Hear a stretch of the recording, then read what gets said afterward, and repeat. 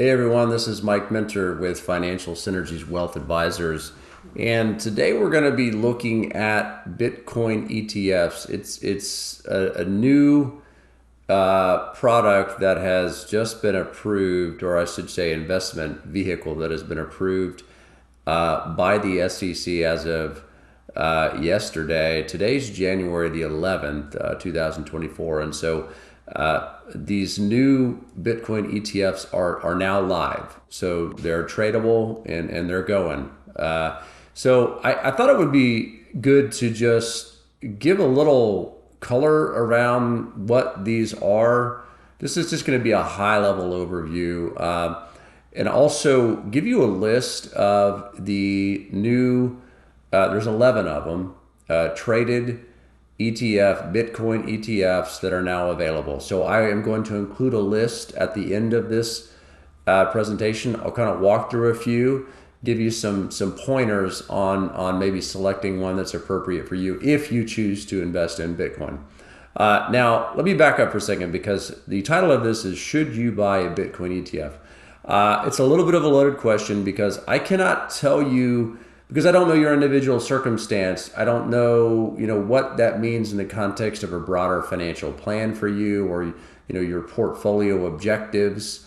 I don't know any of those things. And so whether you should invest in Bitcoin or not, or a Bitcoin ETF, I don't have the answer to that. What I can do is give you a few tips and guidelines around these new vehicles and help you maybe make a better selection if this is something you would like to do.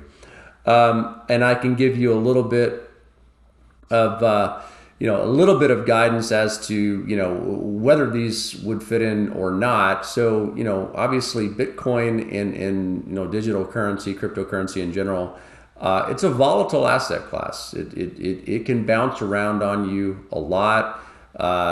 As quickly as it goes up, skyrockets, it can come crashing down. We've seen that numerous times over the past, decade now.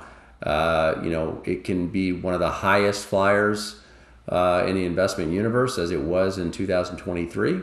It can also come crashing back down to earth in a really dramatic fashion. So you have to be prepared for that. Kind of hold on to your hat if you buy into cryptocurrency, even Bitcoin, which tends to be one of the more stable digital coins. So I'm not going to advise you to buy Bitcoin or not buy Bitcoin. What I can do is give you a little guidance around it. So let's kind of get into this a little bit further here. So obviously they began trading today. So there's 11 of them. With individual ticker symbols, and they're traded on major exchanges. If you've got a brokerage account, say Charles Schwab or Fidelity or wherever, you can now access these exchange traded funds, and they are sold throughout the day just like any other stock or tradable security. So that was the big announcement yesterday. The SEC did approve this. They have not approved other cryptocurrency ETFs or digital coin ETFs to this point. Doesn't mean they won't, but this certainly opened the door, and I think probably a pretty big day for cryptocurrency, obviously. So it was a big deal and in big headlines. So I thought it would be important to just get out in front of this and give a little explanation as to where we're coming from and kind of where the evolution is going here. So the old way of accessing Bitcoin, and there's two kind of primary ways. There are more options in this, but I thought I'd just keep this simple. Direct custodian, think of the big players, Coinbase, Gemini, just going directly to them. A lot of people have Coinbase accounts. You just buy it right through Coinbase. You can have some relatively high transaction costs going that route. So it's not the greatest way to access it. It was fine, and I think until the ETF launches, I think it was perfectly reasonable to go that route. It is a little difficult to view in a larger portfolio, so there's not a great way to necessarily bring it into view with your other brokerage accounts or It can be a little bit more difficult to aggregate and get into view in the context of a larger portfolio. It can be done, but it's just a little cumbersome. No access through brokerage accounts, so you couldn't necessarily just go through and buy direct Bitcoin through a custodian like a Schwab or Fidelity or whatever, if you're going the direct custodian route. So a little bit more cumbersome there. Purchase, sale, again, can be a little bit cumbersome. It just wasn't quite as easy as what people were probably used to in the context of buying and selling, a security.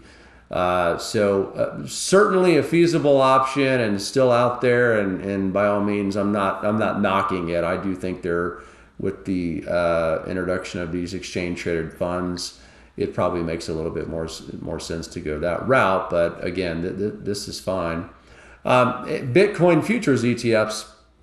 So it's not that you couldn't gain access to Bitcoin through an ETF. You could have. There were players already on the scene with exchange traded funds, but they were not spot price Bitcoin ETFs. So there's a big difference. Without getting into a ton of explanation here, that's probably best saved for another time. But Bitcoin exposure through futures contracts is really different than just getting direct exposure to the digital coins, because you're not directly investing in Bitcoin. You're investing in futures contracts, of which the Bitcoin is the derivative. It's the underlying asset. But at the end of the day, the fund or whatever you're investing in is still buying futures contracts.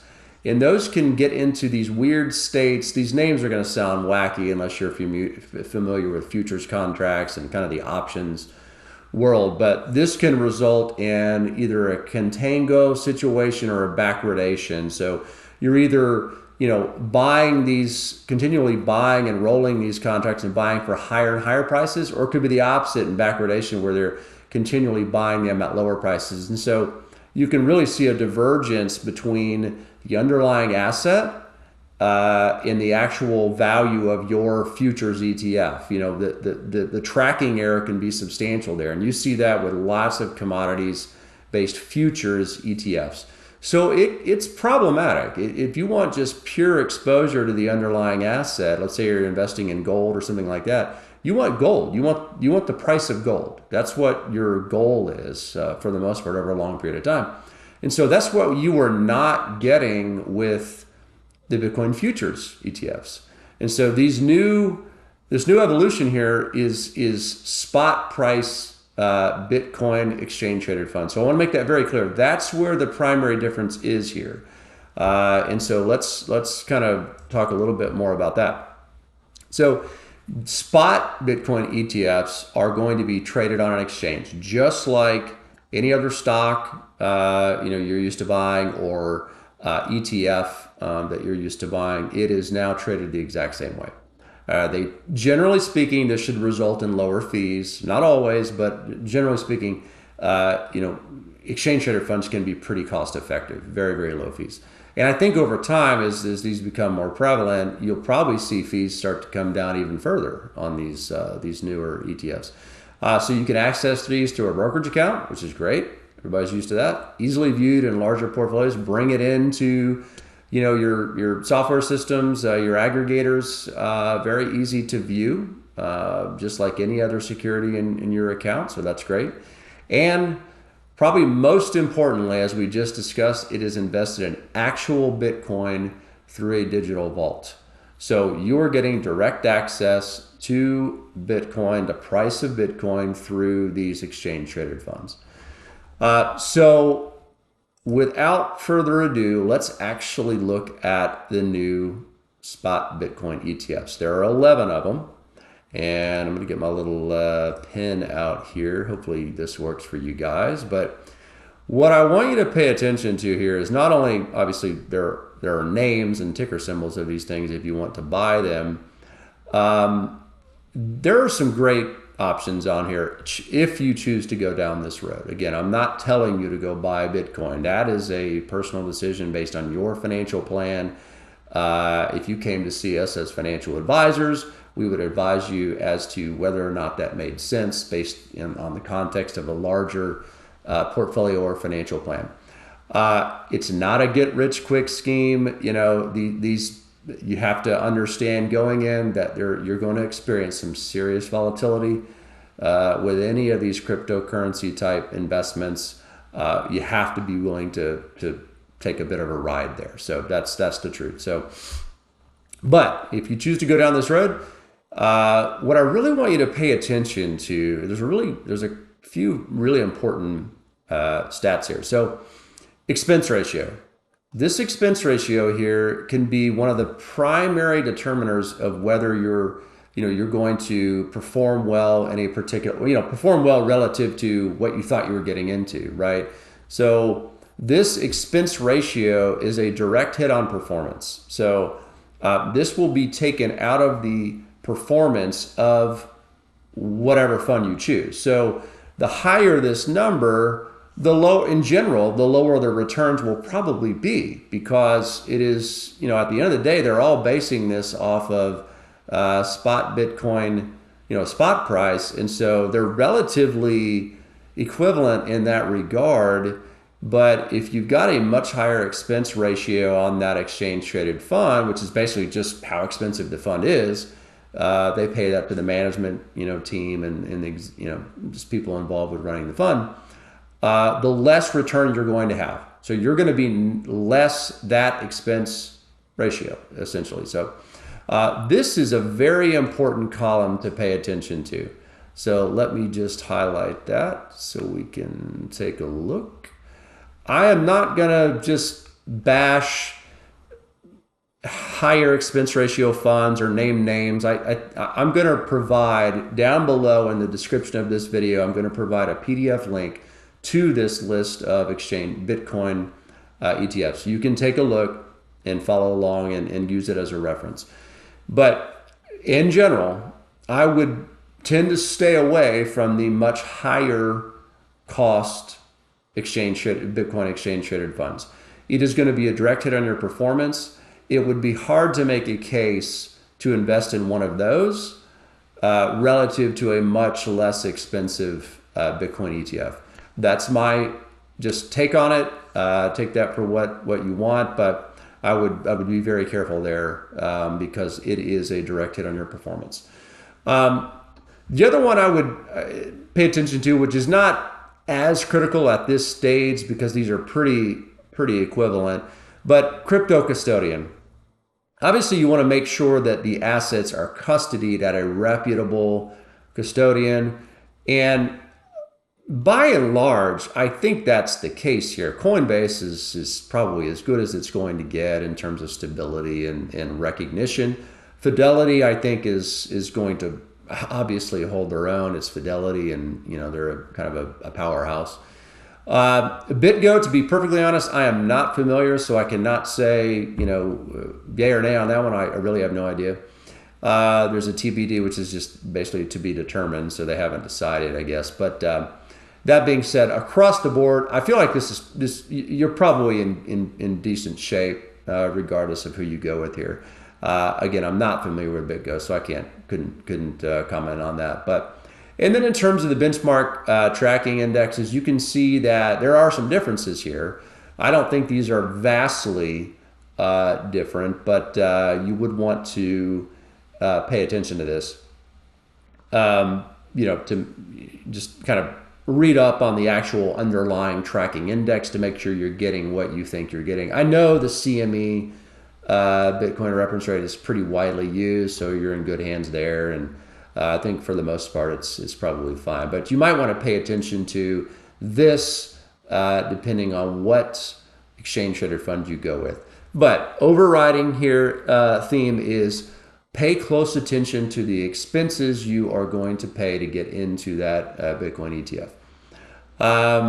Would be my advice. So one thought too is, I'm not picking on Grayscale. Grayscale's they've been around for a long time and they know what they're doing, but you do want to pay attention to this cash allocation as well.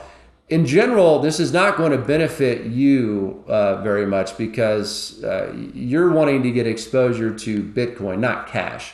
So carrying around 10% of cash is not necessarily ideal for you as the end investor. So you want to pay attention to that. Now, they may change this structure over time. Grayscale's been around for a while, and now it's going to have the spot price version of their ETF. So I'm not exactly sure where this is all headed, but a little high on the expense side and some cash drag there. So just be aware of that.